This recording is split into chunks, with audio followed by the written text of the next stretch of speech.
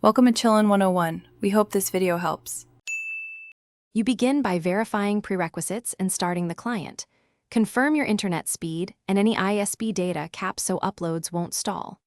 Once done, pick a provider with end-to-end encryption and file versioning to protect changes over time. Install and sign into the backup app, then immediately choose the high-priority folders for the initial sync. This gives you fast protection for critical files while the rest uploads in the background. Now you configure detailed settings and launch the sync so it behaves predictably. First, set a schedule and throttle bandwidth or CPU usage to avoid disrupting work. Next, enable client-side encryption and retention rules. This prevents accidental deletions and keeps prior versions.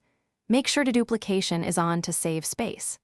Then start the initial backup and watch the progress. Note the ETA and check logs for any skipped files. Finish by verifying and establishing maintenance habits so backups actually rescue you. You should perform a test restore of 1 or 2 representative files to confirm integrity and that encryption keys work. Once verified, automate integrity checks, keep the client updated, and schedule periodic key rotations or retention reviews. If something goes wrong, check the backup logs, reauthorize credentials, and test network settings. These steps quickly reveal permission errors, expired tokens, or firewall blocks so you can get backups healthy again. Thanks for watching. Consider subscribing if we helped you.